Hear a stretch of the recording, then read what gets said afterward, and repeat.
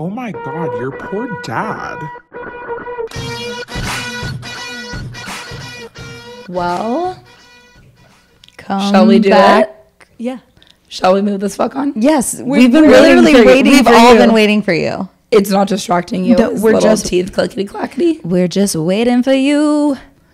Okay, welcome back to Your Poor Dad. You can't choose your sisters, but you can choose your podcast. So thank you for joining us and being the fourth brand sister. Welcome back, everybody. Welcome back. How's everyone doing today? You know, I'll be honest. I've been better. You have? I think. Is it work? It's work. Work's really testing you. And that's the thing. I'm not really going to get into it. It's just basically a bunch of drama. I wish you could. I wish I could. You think One day you will. Paige is in her peak form when she's talking about work drama. Like, she'll like call me in between calls to like give me the down low. And I'm just like, I wish. Well, the thing that's crazy is day one, I was calling you every hour to give you updates, thinking that it was just going to last one day. Mm-hmm. And now we're on week 2. And it's just so exhausting. Yesterday, my anxiety and stress literally made me, trigger warning, throw up on the floor. Oh my God. I told you couldn't make it to the bathroom? No, couldn't make it to the sink. Like, it was instant, but it was, and it's wild. And you know, I'm not the only one at my company feeling the same way. And it's just, you know, I think small company pains, and it'll get figured out. That, and we've talked about this before. There is just like something that is so comforting about being in a big company, being just like a little fish in a big pond, and just like you could like fuck around and no one really knows about it. Like, you can come to like shuffle some papers around, you know? Well, I think that Paige in particular really likes to know exactly what her objective is and exactly what needs to get done. So even if she's a small fish in a big pond, she's going to dot her I's, cross her T's, and that's it. But then the problem with small companies is that there's a lot of people doing a lot of different things. Yeah. And I think that's like where it gets a little messy. Yeah. Yeah, so just stressful things, but it is what it is. Stressful things. I think this time of year just is kind of like a stressful time. Yeah, I would agree with that. But, you know, there's only more stress added to, like, this is the most wonderful time of the year, as Bing Crosby and says. Is it the most wonderful time? No one likes the cold. No one likes to have to like buy things and budget it's so differently. Much like pressure. Yeah, it's too much. And so I was, not to brag, but I was on my friend Kim's podcast this week. Ooh. It's called My Lips Aren't Sealed. And shout out to Kimberly Cobb. And I had the best time. We were talking about like during the holidays, how to enjoy it, not like being single, because they asked me like, are you in the holiday spirit? And I was like, honestly, in the past 5 years, I have not been in the holiday spirit. This is the first year where I have been. And I think it's because like I'm in a more like solid relationship. And that's kind of like annoying. Well, here's the thing about that is that's a you thing. And are you in the holiday spirit? Yeah. The thing about me, guys, I've been single for a very long time. And not really. Kind of. Not a very long time. Like a couple years. It's kind of a long time. Not really. Some people have been single for like 10 years. True. But especially the holidays, like if I am buying gifts for people, they're going, the gift wrapping is going to be a theme, and that I'm putting my tree up. So the tree and my theme of presents, the way I wrap them, that is what really gets me in the holiday spirit, you know? Yeah. I guess, yeah, I don't really, I guess after, so 5 years ago is when I got actually, if we're going to go take it all the way back, 7 years ago is when I found out Mark was an addict 2 months after we got married. And it was like literally December like 11th or something. And so the holidays spirit wasn't really alive in my soul at that time. And then, so that was like our first little year being married. Our second, like, I guess that wasn't even our first year. That was just like going into being married. Yeah. Then the next year he went into rehab on our wedding anniversary. And so he was there for like 30 days and then like 30 days of like outpatient work. So by the time Christmas rolled around, again, was not really in the holiday spirit because like I was like, are you using or are you not?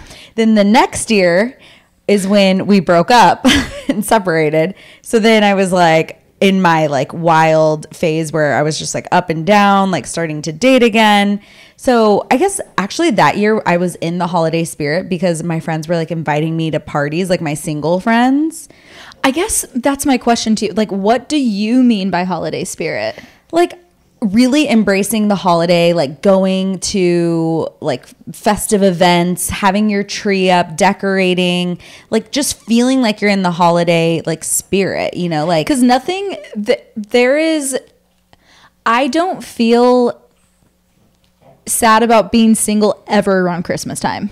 No, that's like the one time that I'm like, there's so many things going on, and I'm like, oh, everything just is so cheery. I think it's the best time for, you know, as Rihanna says, if you don't feel confident or whatever, you just fake it and then you become confident. So it's the time of the year that there's so many visual markers that are happening. There's so many things that you're doing actively to make yourself happy.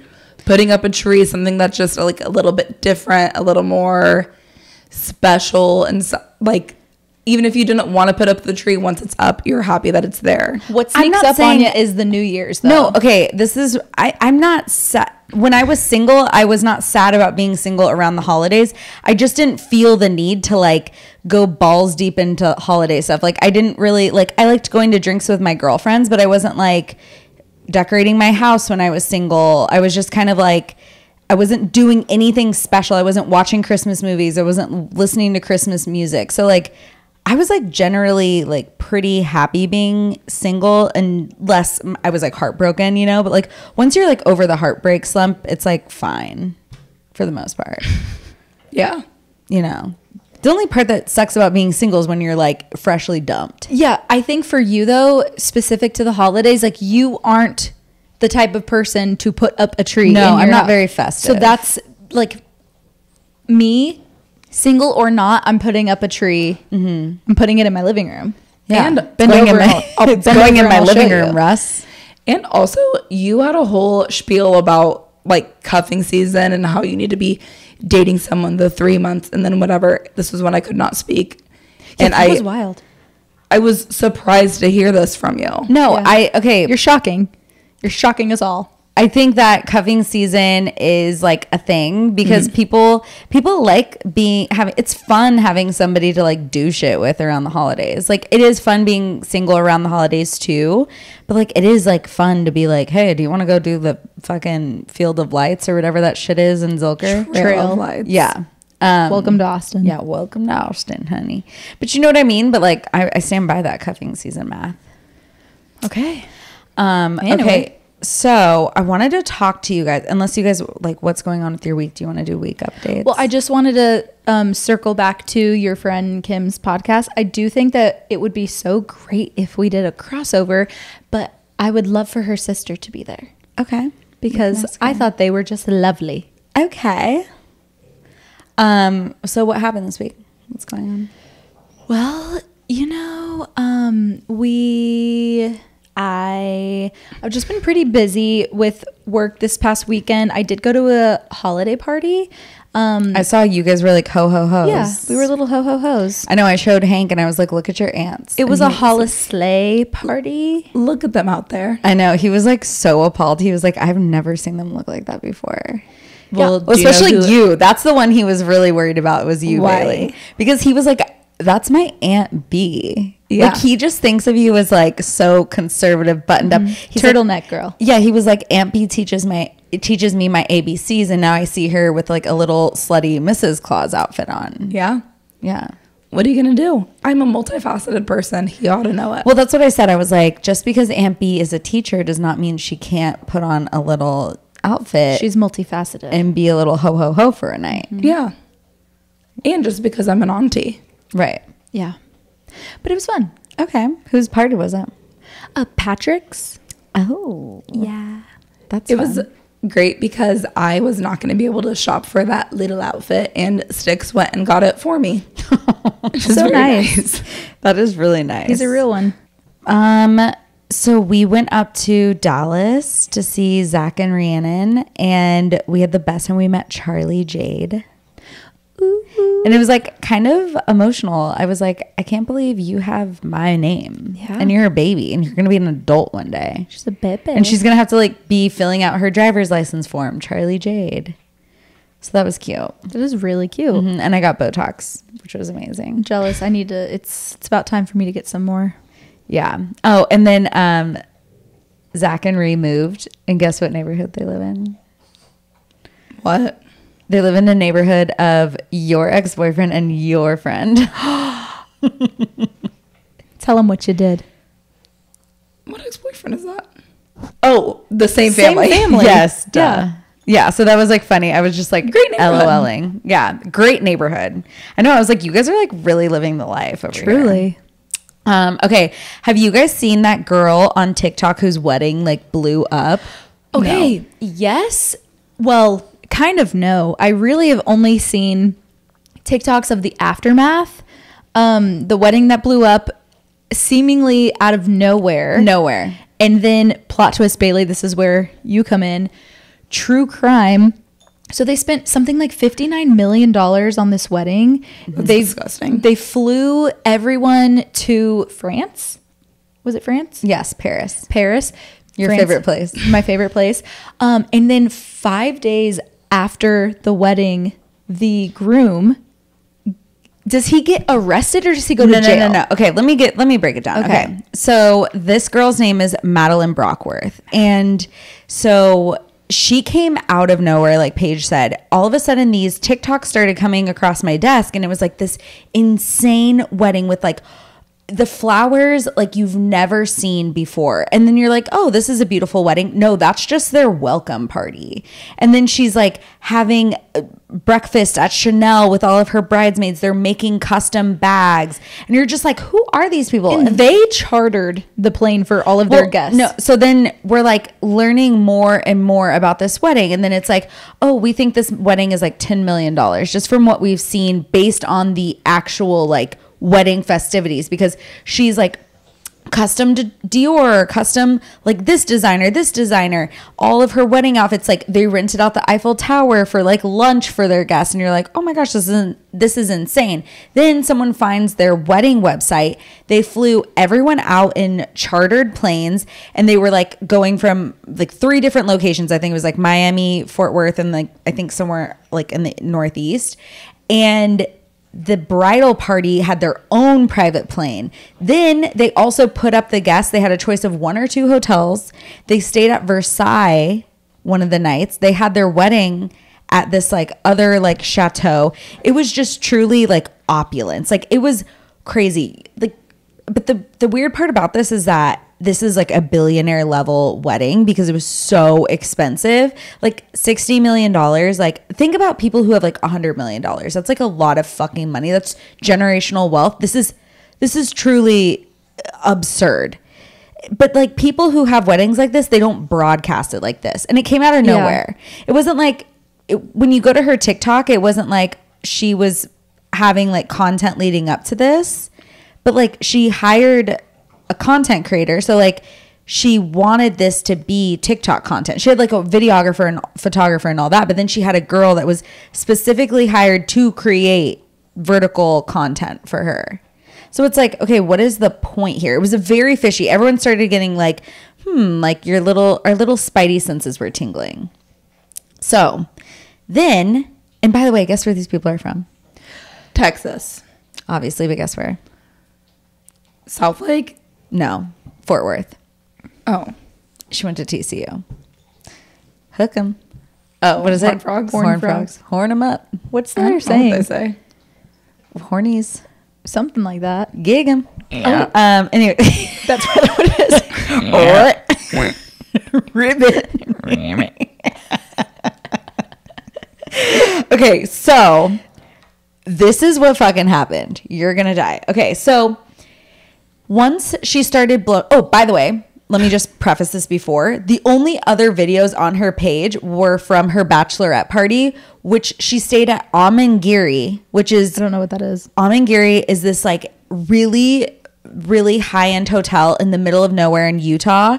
And it's gorgeous. It looks like you're like in Mars. Like, it's beautiful. It's like $3,000 a night to stay there. She was there for 4 nights with her bridesmaids. I'm assuming they paid for that because like you don't like split a room at Amangiri. Yeah. Like, she's 26. Her friends can't afford that unless they're all parental wealthy. Right. Well, I'm worried about what you're gonna drop on us. I know, but like I'm building the anticipation. Yeah. So every night of that party, she had a full-on videographer, videos like being made for like this to create content around it. They had like a Marie Antoinette theme, which is just like LOL. It's like a little too on the nose. Yeah. Everyone's doing like thesis papers on how she's like, whoa. It's like the Marie Antoinette, like it's like very, and like every theme was like crazy, like alien theme, golden hour theme. And everyone's like decked to the nines, full floral arrangements. And this is just her bachelorette party. Do you think that she had like costume designers? Do you think it's like, okay, I'm gonna trust that page is gonna come dressed the way I envision? Okay, everyone had like insane Marie Antoinette wigs. It wasn't like half-ass wigs. Like, it wasn't like, oh, we got the nice wigs and then these girls obviously like went to Party City. No, they all had them. So it's just like, it's very, very fishy. So then of course, I don't know why she didn't anticipate this happening, knowing that this was in her little closet, but the internet does their thing and they find out that this guy is on trial for an aggravated assault against a fucking police officer in Texas, which is crazy. So this happened in March. So this happened March 14th. And the police were responding to multiple disturbance calls. So like, what's going on? They're living in like this $1.8 million house. I know everything. I like literally have been down a fucking rabbit hole. And their house is like very pretty. It looks like in a normal, like nice Fort Worth neighborhood. So like, what kind of disturbance was going on? It wasn't like an apartment. Like, you kind of have to be like really loud for that to happen. I don't know. There was a disturbance at Dad's 60th birthday. Mm-hmm. Yeah, but we were karaokeing so loud. Maybe that's outside. What they do outside. But it seems like he was a little aggravated and like irritated because like he came out, and so this is what they said. They said he did intentionally and knowingly threaten imminent bodily injury to the officers and did use or exhibit a deadly weapon during the commission of the assault, namely a firearm. So he shot at the police. The gun was fired. He showed it. Well, they're saying he fired it. Well, you just said he didn't. Okay, well, that's what people are saying on the internet. So, allegedly. Well, that could be speculation. Okay, well, whatever. Regardless, he was looking like he was about to use this. Well, even taking it out and threatening, that's still not like okay. You don't take a gun out on an officer. It's not like you don't walk outside holding it. Yeah, it's not like. Clearly they were responding to a call, and it wasn't like he was like caught off guard. I mean, who knows what happened really? I mean, we don't really know, but like we just know it feels like very DFW-y, you know, like affluenza vibes where it's like this guy probably has gotten away with a lot during his lifetime, and like there's not been a lot of consequences. That's the vibe I'm getting from these people. Oh my God, what if they use affluenza as a defense? Now that it's in, like, Ethan Couch set the precedent for that. I mean, stranger things have happened, truly. Using affluenza. Well, once the precedent has been set, that means you can use it legally as a defense. Yeah. So the crazy part about this happened in March. So this wedding was being planned during that time. And in August, he went in for court. And so this guy is facing 5 to 99 years per officer that were there. Okay. So when he went to court in August, he was given a plea deal of 25 years. So they're like, look, this is like your best shot, which the fucked up thing about this is a lot of people without money who this happened to, that would be a good deal for them and they'd probably take it. But this guy's clearly loaded. So it brings like a lot of questions up, obviously. First of all, why the fuck are you putting all of this shit out on TikTok? Yeah. When you know how TikTok is, and it's not like she's like going viral through her friends. Like she started She's posting doing it, things. yeah. She was doing like, let's do lunch at Chanel. Let's go to my fitting at Dior. Well, I think it could be because she has grown up in such a lifestyle, and hopefully she hasn't run into the same types of trouble, but like any minor little like speed bump has never been a speed bump. Yeah. You know, it's like speeding ticket. No, what's a speeding ticket? You know what I mean? Like, yeah, I think it's almost like she doesn't understand the gravity of the maybe, situation. Possibly. She just thinks that everything's going to be like fixed Fine. and Yeah. brushed over. But the crazy part about this is that she is probably really naive to all of this because she's only 26. But her parents, that's the weirdest part. The other thing is the money is coming from the parents. Right. And Oh, you don't think she made this? She's not independently wealthy. it's just a little... She's a self-made. It's just wild because Girl they're boss. still giving it, you know, they're still giving it to her. Right. And it just seems so strange. She didn't commit a crime. No, I know, but like it's But really why- strange to be like celebrating this great love that is supposedly them, and For him to possibly be going to jail for the rest of his life. well, okay, so I was posting about this on my stories, and somebody was like, "Okay, hear me out. This may be crazy, but what if they're like so in love, they're trying to have like the time of their life before he potentially goes away?" I was like, "No, $59 million of No. time of their life. I think that I need That's- some more information on, What do you want to know? I know everything." well, if the weapon was discharged and what exactly called the cops to be brought to their house. Because if it was a domestic disturbance where they're arguing with each other and he had a firearm out, that's very alarming and not okay, obviously. But like, Well, if it was a party and it was a noise ordinance, But like, what does issue, that doesn't change anything. Really. it changes everything for me. Why? To know what kind of person this guy is. I think knowing a guy who's If living in a someone- $1.8 million house in Fort Worth, he's not scared of fucking cops.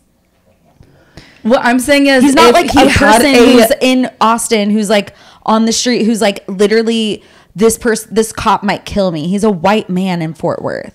Well, what I'm asking is, did they get a call because people were karaokeing outside and it was a noise? Just Right. like, Or did she call from within the house? yeah. That- Or did that's a people good call point. because it sounded like there was violence happening? I mean, If it's a violent person, then that's very different. If he actually shot the gun, that's very different than if he had a gun, if he exhibited a gun.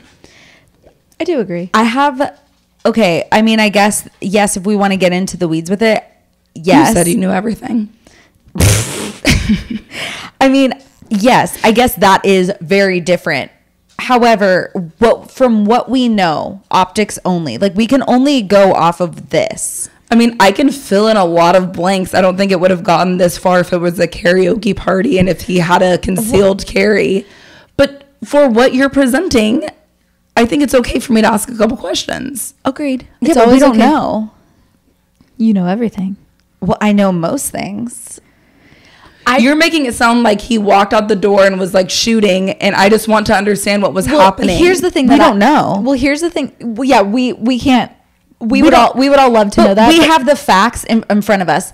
This happened in March. The wedding happened in November. Why the fuck are you having this wedding? Well, here's the thing. So that just tells me that 59 million is wipe your ass money, and that's crazy. Well, other people were speculating that maybe they were trying to get rid of some money.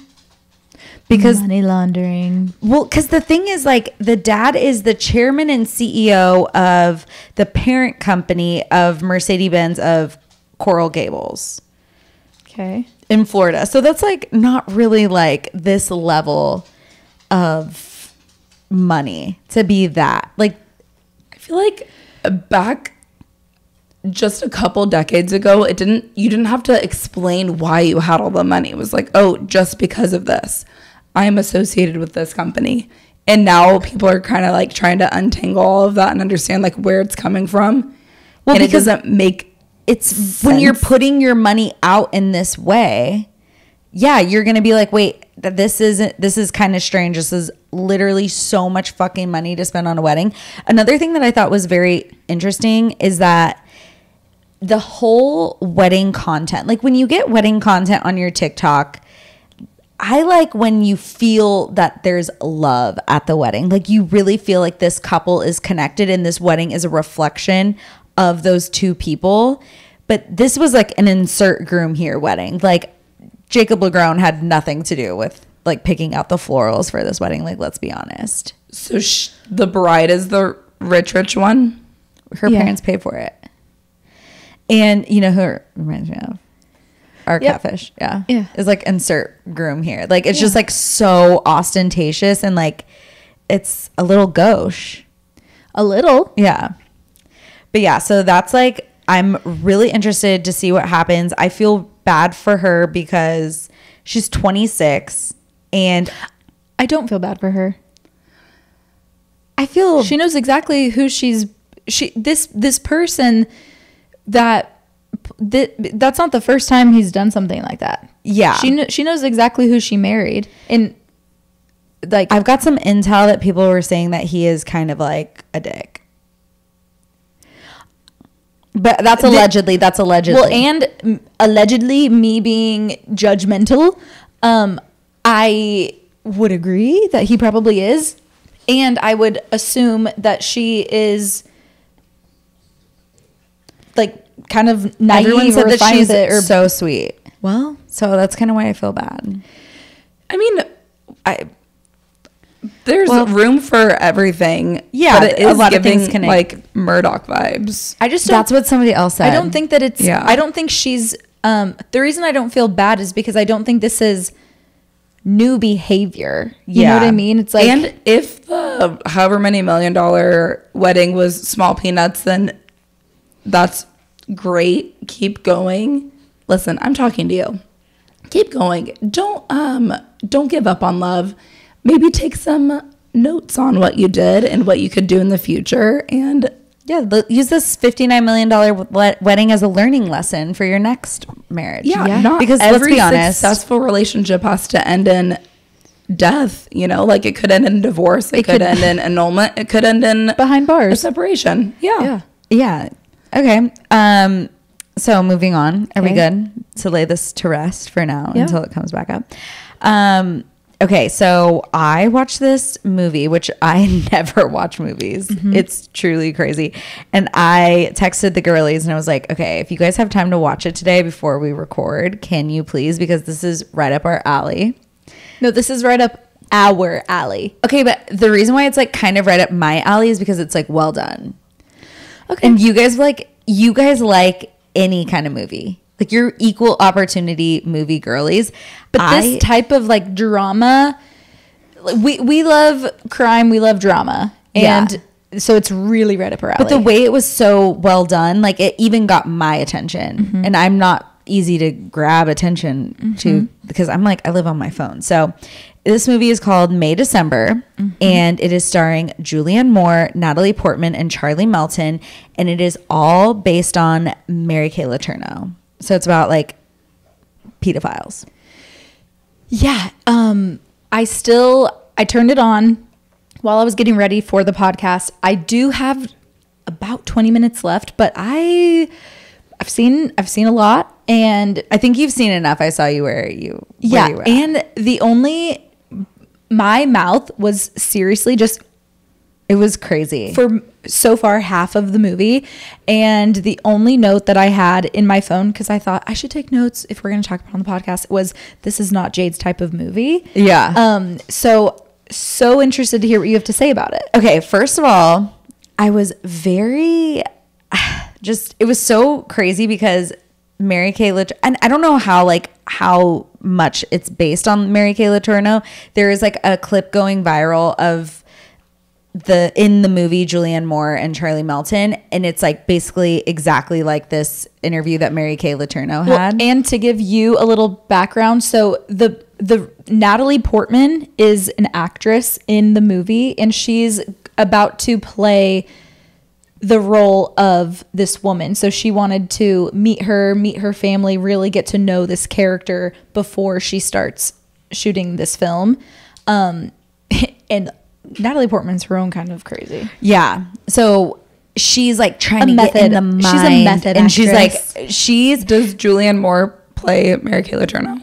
Yes. yes. But like it's not Mary Kay Letourneau, but it's definitely based on Mary Kay Letourneau because Do you think all the listeners know who Mary Kay Letourneau is? So Mary Kay Letourneau was a teacher who fell in love with her student, and she was an adult, like in her 30s, and he was I like, think it was 8th grade. yeah, like very, very, very young. And in the movie, he was in 7th grade and she was not a teacher. Yeah, But she was still. 36, which is crazy. Like I'm 35. I cannot even imagine relating to a 25-year-old, let alone How old are you in 7th grade? 12? like 13, 12. It's so fucking disgusting. And so, okay. So have you gone to the part where Probably. Natalie and Charlie? Yes. Oh my God. Okay. So first of all, Julianne Moore has this lisp, this crazy lisp. Sometimes. No, it's like a full lisp. And it's like a lisp that's like in the back of her throat, and it's so well done. It is really well Like, done. what's his name in it? Joe? Joe. Yeah, she'll be like, yeah, Joe, go get the kids. Yeah. But it's like in there. I can't do it right. But I think the lisp, it makes you so irritated with her. It's just like a nagging little like irritation. You already just like, obviously what she did is wrong, but the entire movie she's like manipulating you into thinking like this is true love, like look what they've overcome, this crazy thing, like they're the outliers, that this is actually not bad. But then it's like this nagging little fucking irritation. She's so manipulative and so like victim-y. Like she tries to paint herself as the victim every time like he tries to come to her, or somebody like comes to her like asking questions about the fucking pedophilia. She's like goes into victim mode. She's like, I don't know why we're still talking about this. We've been married for 26 years. yeah, It's like, oh, well, it's like because this honey, is crazy. yeah, like, and it's crazy in the film too, seeing him being so close in age to his kids. Like he's really like a cousin to them. It's so fucking sad. Okay, you know, the scene that just was like so, it explained their whole dynamic perfectly, is when he came home Yep. and she was sobbing on the bed, and you're like, oh my God, something terrible happened. And so she's a baker in the movie, and he comes in, he's like, oh my gosh, what's the matter? And she goes, so and so canceled all of their orders. And he's like, oh no, what happened? She goes, they're moving her, there's something wrong with her sister, like it has nothing to do with her being a fucking pedophile. She was moving because, And she got a heads up. Hey, I'm not going to have any future orders because I'm literally moving out of the area. yeah, and I'm gonna pay for the order that I already have. And he's like, oh, like, well, that's okay. And she's like, no, it's not. I could have used that time for something else. You don't understand. Now that cake's going in the garbage. And then he had to comfort her. And so it just like kind of showed a peek into their dynamic.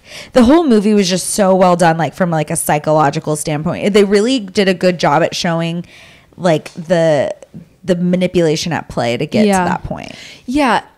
I think that's what is what makes the movie so good, but it also is so hard to watch, honestly, because it's just so sad, because it really happens. He was in 7th grade, and he's like, maybe I was too young. Maybe I didn't know what I was doing. Like, I know that we say that we're really in love, but like, maybe I didn't know what was. And she's like, oh, now you don't know. Like, you were the one that was in charge. And it's like that manipulation. It's like, bruh, first of all, She's like, you seduced me. yeah, like, you fucking wish, lady, Yeah. you woman.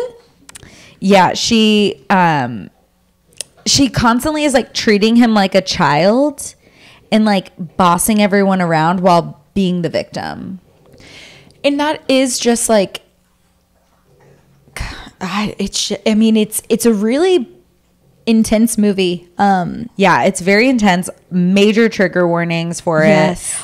The whole thing, you're just like, you kind of hate both of the girls. You 100% Yeah. hate both. Well, you hate Julianne more because her character is disgusting. And then you kind of are like seeing that Natalie Portman isn't a good person kind of from the beginning, but you're like, Yeah.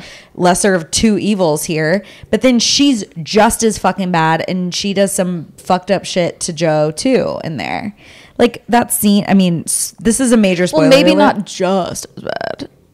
Not just as bad, but yeah, not just as bad, but she is bad. Like, okay, so this is a spoiler alert, so maybe skip ahead like 30 seconds. Do you want to know? I can't skip ahead 30 seconds. Okay. She'll watch it. Okay, fine. Well, is it going to make people not want to watch it? No. People, meaning me. No, it's not like a major plot Okay, you line. can But I don't think you should say it. Okay, fine. Oh, whoa. All she's gonna say is like Natalie Portman is She takes such advantage of Joe. and she's a method actor. She wants to really like Yeah. get into the part. Okay, do you guys want to get into some sister or stuff? Yeah. Okay. So let's start off with like a nice and easy one. It's coming to party season. Hangover cures. A nice cold beer. Okay, that's it. That's not a cure. That's a see it through. Ride the Honestly, wave. It depends on the type of hangover, but a lot of times some bad food, McDonald's, Taco Bell, Yeah. Ice cream. and a nap. So you wake up and you're like, oh no, I don't feel good. And then you get that food, you eat it, you take a nap, drink a lot of water, and then you feel better. Yeah. So here's my tips for the holiday season. So I would try to stick to one type of liquor. I wouldn't be going back and forth. Do not even think about having wine if you've had tequila, vodka, any sort of liquor. Like, don't do that to yourself. And then try to drink water throughout the night. Obviously, you know this, but I would also order Element, LMNT, and that's electrolytes. And I would chug Element before you go to bed. And then you're probably still going to wake up hungover if you're me. Like, I can never escape a hangover. And like Paige said, a nap.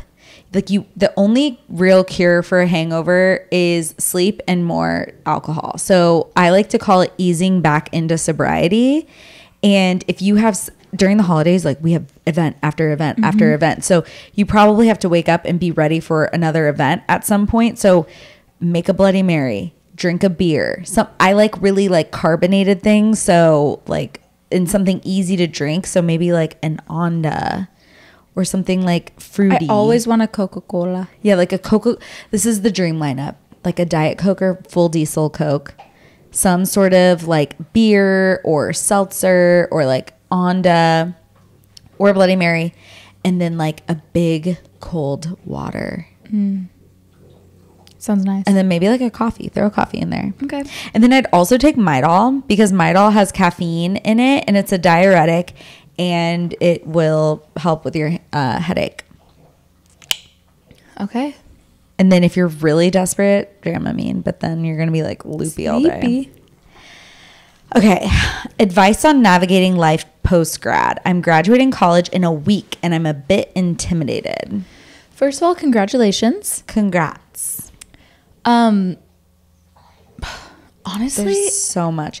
Well, it's like it almost depends on like, okay, are you staying at home? Like, are you moving back home? Are you moving to a new city? I guess like we can give generic advice. So, first of all, you are in the safe years. I would say you have like 3 good years after graduation. That's kind of like you're kind of allowed to like flounder. I mean, you're allowed to flounder whenever. But well, I think for me, I didn't really have time to flounder because it was a different time. Like, I don't know if you have a job lined up yet or what kind of job it was, but I had a job very shortly after I graduated. So I graduated and then I was like looking for apartments in Austin, found the apartment, and then I started my in-person job. So I had such a routine, which really helped me being in a new city, living on my own, making friends at work. And so that was really, really helpful for me because and honestly, I really liked I hate long commutes, but I did like having a longer commute my first job because I really got to drive and understand the city that I was in. And that's what was great for me. I don't know what it would be like if my first job was a work from home job. Oh my God, that's no. what I don't know what to say. And if that is the case, because a lot of jobs are still work from home. I know I still work from home. I would say you have to figure out some kind of routine now, and you have to get into some kind of something, whether it's like a workout class or like a hobby or something to where you're interacting with other people on a regular basis throughout the week. Yeah. When I moved to California, I luckily was in a big company where there was a bunch of young people. So I had a built-in social life right away. Mm-hmm. But then I joined a boxing gym and I was not a workout girly at all. I was the laziest person in college. And the boxing gym, I think I did it 3 or 4 times a week. And it was so nice to just break up the office day, break up going from the office to my house.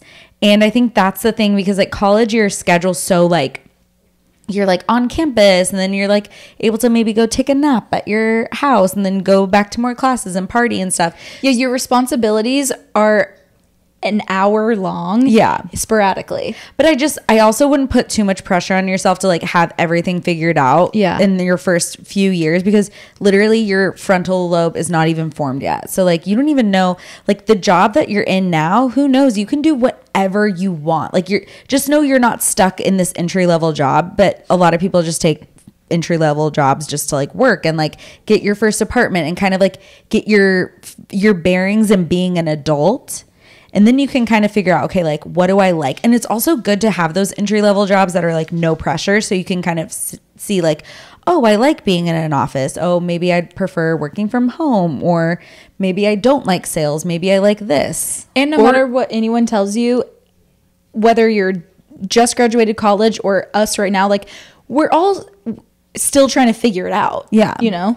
I was going to say, even if it is your dream job, exactly where you set your North Star, you should still treat these next few years as learning years.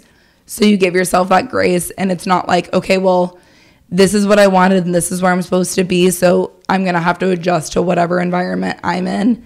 You should know that you can grow and you can either change jobs or change fields or do whatever, or change that job the way you want it to be. Right. Yeah.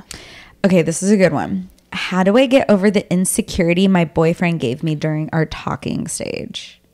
This is so fucking real.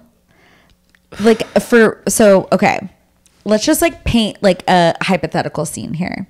So I'm guessing during the talking stage, they were potentially in a mini situationship where it's what are we, what aren't we? Maybe they're both dating other people. They're going out to bars and stuff. I'm so far removed from this kind of dating. This reminds me of maybe more of a college situation where you could go to a bar and see him talking to another girl and they're flirting, you know? Mm-hmm. So maybe that's what this situation is. No words? I don't know. Okay, so first of all, I would pay attention to how he's making you feel now. And if this still is coming up in your relationship, I'd really take a long, hard look at it. Do I want to be with somebody who this is how they made me feel? Is your relationship now so much different? Because he should be making you feel so secure in this relationship that the talking stage, you're just LOLing after. Well, the reason I don't know what to say is because I don't know what insecurity he gave her. Right. If it is just the insecurity of she was ready to exclusively date him before he was ready to exclusively date her, and now they are exclusive, then I would say as long as that there was transparency there, then you know, you can Well, let that go kind of thing. Let's assume that there's not, because if she's like insecure, There's about not what? There's not transparency. So she thought they were exclusive and he was fucking around. Yeah, or like they were like not talking about it. And or then if they he were was like, I can't see you tonight because I'm going to go see Chelsea. I feel like it was probably a situation where it was like they are consistently hooking up for like months and months and months, and like they haven't had the talk yet, and then like it made her super insecure because she probably knew he was hooking up with other girls too. And then, I mean, I'm painting this all because this is how I would feel like this. That's the only thing it would come up as insecurity. Yeah. For me. Yeah, no, I think that I really need more of the story, because that like couldn't be me. Like I would be like, all right, are we exclusive or not? Like I feel like we should, but I understand not everyone would be like that. So well, how about you email us and give us some context? Yes. I don't want to give you an additional insecurity, but Yes. I would say that if there was like a goal you had in mind, which would be to be with this person, it was more about that than about like, I really like this quality in this person. I really like how he does, you know, XYZ. And you could see a future with them, and it like you kind of zero it in on, well, why doesn't he spend more time with me, and why does he do this or that? I think it'd be a good thing to examine that. I don't know. Does that make let any us sense? know yourpoordad@gmail.com. Or just DM us. Okay. Or DM us. All right, let's move on to our stories. These are really weird. Okay. Well, one is really weird. Do you want Bailey to read them, or do you want to read them? I have it pulled up. Okay. Go Okay. on. My friend, let's call her Haley, was what? What are you looking at? I'm looking at her. I usually look at you when she's Oh. reading. Okay. My friend, let's call her Haley, was seeing a guy, let's call him Matt, for about a month or two. Everything was going great. He had a job and a car. Wow, bars in hell. And was nice to her. The bare minimum, laughing my ass off. Laughing my ass off. That's so millennial of me to like say that out loud. Okay. But every time they would have sex, he would keep his boxers on. Yep, keep them on. She would pull them down and he would pull them right back up. Wait, so it would be through the hole? Yep. Yeah. They only did it doggy style. And then even during BJ's, he would just stick it through the little pee hole of the boxers. At first, she thought he was just wasted. But after the fifth time, first sober time, she asked, hey, why do you do that? He went on to give a full monologue about how he is self-conscious about his saggy long balls and is saving up for a surgery. She was very taken aback and said, I truly don't think most women would ever even notice that.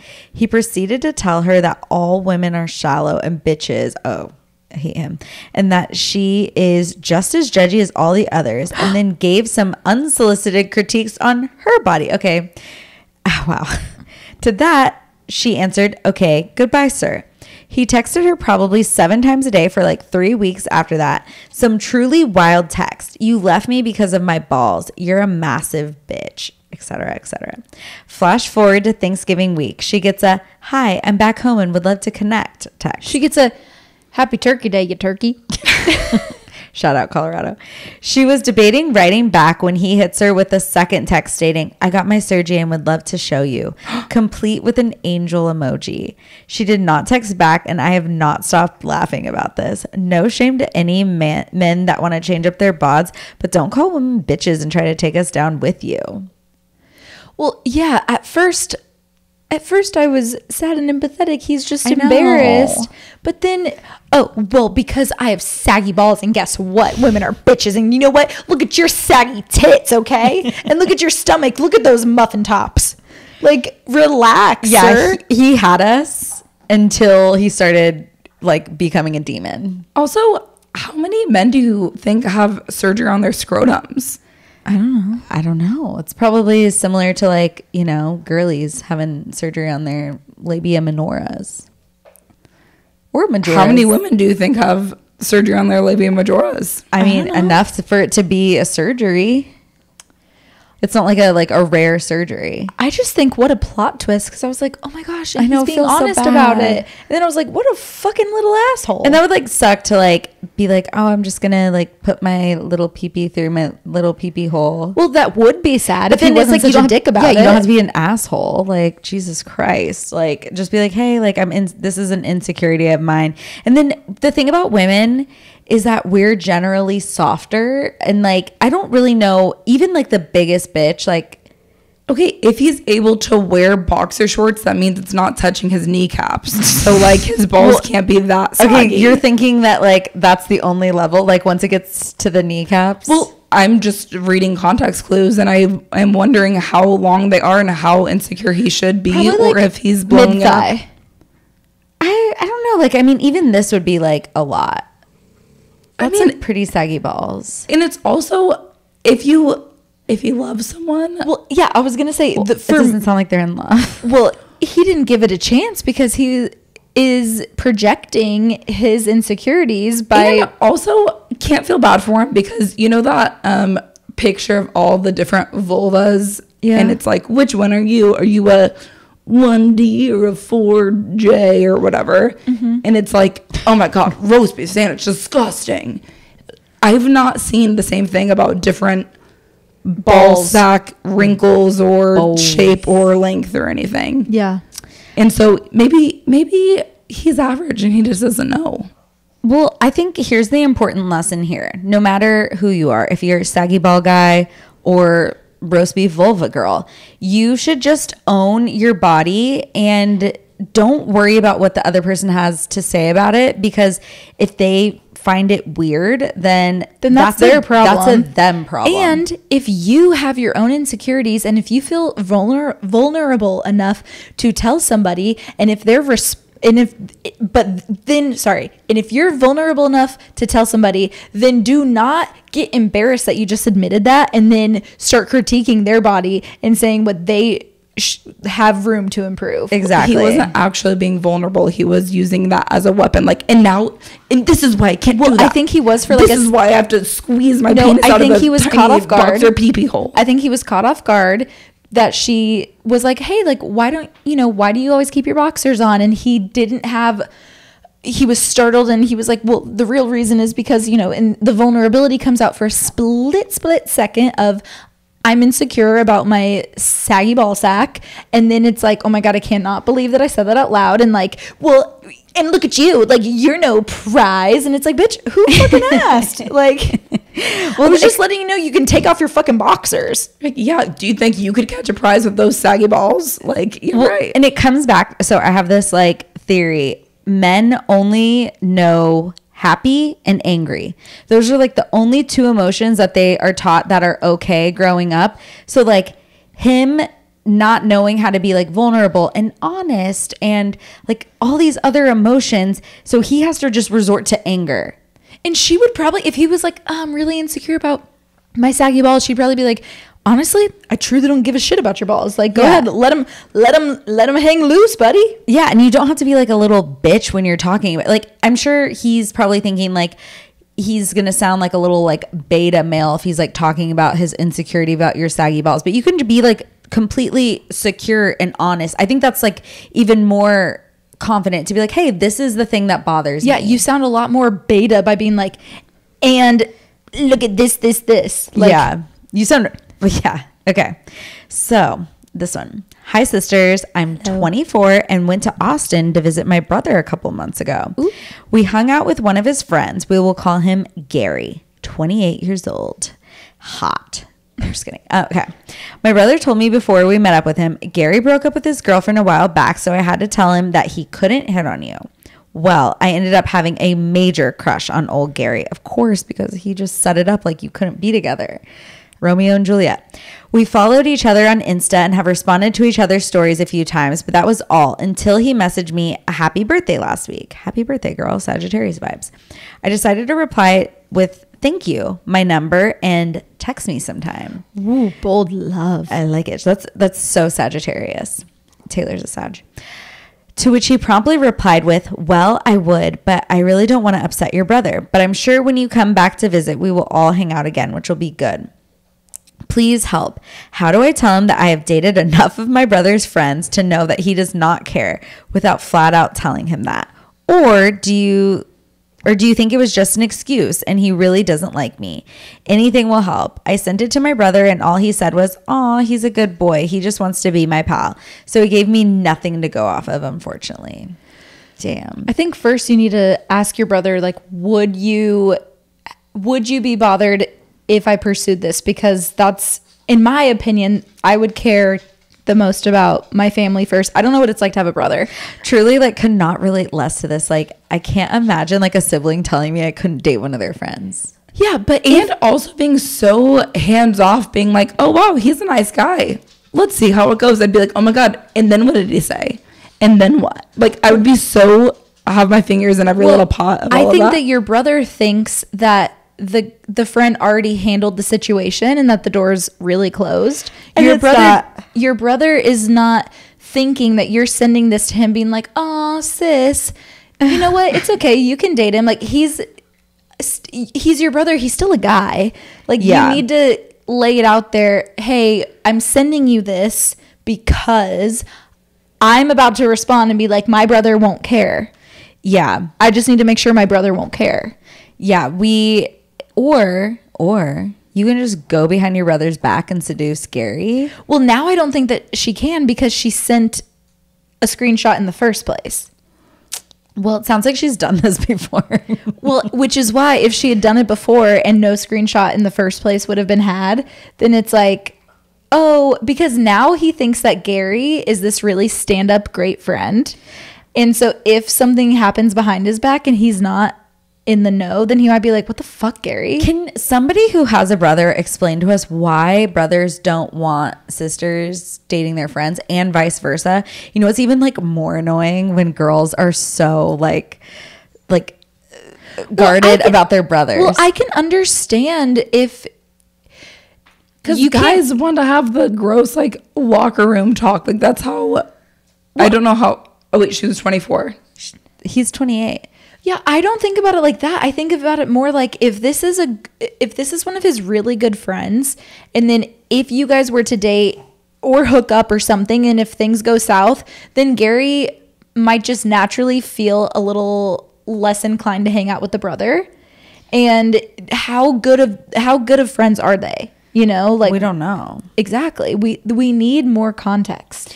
Yeah, I don't know if we need more context. We just need to know, like, why would he not, like, why can't you date your siblings' friends? I truly don't know. I just feel like if I had a brother, I would date all of his friends. Yeah, but also if you had a brother and if he was like, "Oh, he's such a good guy," you'd be like, "No, I'm gonna tell him that you don't care." Oh, I would go behind my brother's back 100%. You wouldn't send the first screenshot. No, I would never tell my brother to begin with. That's where she fucked up, is she told the brother. And I would tell the brother in hope that he would like read between the lines, and when he didn't, I'd be like, "No, idiot, I'm gonna respond and say my brother doesn't care." Well, also she's like, "Hey, look, I really like Gary." Then it's like, it's weird because like she doesn't know Gary. All she wants to do is like get to know Gary, and Gary's like not. I think that this is something that you just need to like ride out, and I think you need to see. You need to come back to Austin. Tell us when you're here. Let's go out first. Yeah, tell us when you're here. Yeah, and then so also, does Gary have any other friends? Maybe like Paige or Bailey could. Well, not you, Bailey, but Paige could go out. The other Bailey. The other Bailey. Maybe you guys could all go on a double date, and then 20. How old was she? 28. She's 24. He's 28. Honey. Yeah, but Gary might have friends who are 30. Hopefully. Yeah. Okay. Anyways, so then I think you guys need to get drunk and just like start flirting. You need to start out flirting at the beginning of the night, and then you need to hook up behind your brother's back and just be like, "Look, me and Gary are in love now." So yeah, I think that you just need to tell your brother, "Yes, I'm like, sucks to suck, but like I'm gonna see what happens with Gary. Bye." And the brother seemed like he gave the blessing. He was like, "Wow, he's a really good guy." No, he said he's a good guy because he's not, because he was trying to hook up with you. Yeah. But then I'd say, "Okay, cool. So that means good guy." That's green light to me. Bailey only hears the first part of that. Yeah. I feel like he's a really good guy. I'm glad he turned you down. Read what Gary said again. Read what Gary said again. Gary's their boyfriend, her future boyfriend. I know, and That's the important part. Because Gary responded. So Oh yeah, read what he says. said, well, I would, but I really don't want to upset your brother. But I'm sure when you come back to visit, we will all hang out again, which will be good. And then the brother, when she said, hey, like, what's going on with Gary? I just tried to, like, you know, give him my number. He said, aw, he's a good boy. He just wants to be my pal. Yeah, because Gary said, oh, I would, but I can't because of the brother. Yeah. So the brother's like, Gary's a real one. He's got my back, you know? And you're 24, so, like, you should have fun. Definitely. You know who would be the least likely out of us three to have, like, a brother? Like, based on the vibes, like, I cannot What could that possibly mean? Like, the I least can't- likely out of us to have a brother. Literally all of us. Like, you give the least brother vibes. How? I don't know. I really cannot picture you with a brother. The only reason you can picture her with a sister is because you're one of them. I can picture you with a brother. Me too. Okay. What could that possibly You guys mean? aren't understanding what I'm saying. I understand it. Spell it out. You're being so like what's the word tonight? I don't know vocabulary. Inquisitive? What does this mean? Out of all of us, you're the least likely to have a brother. Out of all the three of us, only sisters, you're the least likely to have a brother. You know what I mean. Like, you do not give I'm asking you what you mean. How could I know what you mean if I'm asking it? You know what I mean, Paige. You know what I mean. Jeez. Do you know what she means? Yes. Like, if we were not in this family, based on our vibes, like, who I like understand the context. then why are you so pissed? I think it's because Biology doesn't go off of personality. Oh my god, you're so annoying. Okay, we gotta stop this. wait, speaking of vocabulary, you want to know what my word of the week is? What? Egregious. That's a good one. It's a good one. I've been using it a lot this week. My word of the week is aggravated assault on a police officer. What's your word of the week? Undecided right now. I'll report back later. Your word of the week is contentious. Your word of the My week word is of the week is perplexed, comma, annoyed, comma, You know what I Don't know. meant. Okay, let's drop it. Okay. All right. Well, thank you guys so much for tuning in to Your Poor Dad, the actual #1 sister podcast in all of Austin, Texas, and soon All to of be it. the world. the world. With your guys' help. So don't forget to leave a review on Spotify, Apple, YouTube. Give us some comments. I love reading your comments. So do I. Because I'm the one who reads them. And then No, I will- can read them. Well, not you can DMs. respond and be like, this is Paige. They Yeah. would like that. I just need to get back. I think need you to just log back in. You just need to say this is Paige so they know when it's like this is Paige period. Like you text with periods and it's literally so stressful to text with you because you're like thank you period. Like I'm like thank you okay, exclamation mark, you're exclamation mark, extra heart. dramatic right now because I don't say thank you, period. No, you're like that would be good period. Hey, can you send those documents over? Period. Periods? I don't text with periods. I text just a fucking run-on sentence. Like, what do you mean? I have to have a fucking period at the end of your fucking sentence. the only little what are they called? Commas, periods? What do you mean? What are those called? The group of them. What is Punctuation marks. The only punctuation marks I use are commas, ellipses, and exclamation marks. And then if Those are seldom appropriate too, as grammatically. and if the sentence calls for a period, but I don't want to come across harsh, I will throw in an angel emoji or like an upside down. How is that always relevant? I think It that's like is. throwing us back a few decades, you know, Well, feminism wise and grammar wise. I mean, c'est la vie. Such is life. Okay, so if I ever get back into this Instagram, You'll know. You'll know the difference. Trust And me. also, I'll say- if you do want to send us an email, it's okay if you use angel emojis as punctuation marks. But make That's sure it's fine. in a PDF. And apparently it's okay if you just never use a period. Yeah. Just run on forever. Like you have so much to say. I want to hear it. Okay. So what was I saying? Leave a review, leave us comment. Oh, on YouTube, definitely leave us comments. We actually kind of have like a good little YouTube community over there. And then make sure to follow us. You guys are already all following us, I know. But Your Poor Dad Pod on Instagram. Wait, TikTok. also, did I tell? I think I might have said it that the way our sisters share is via text. And I just love that about them. Mm-hmm. Keep doing there's that. This is the longest outro ever. And then, yeah, we will see you next week. Can't wait. Bye. Bye. Goodbye.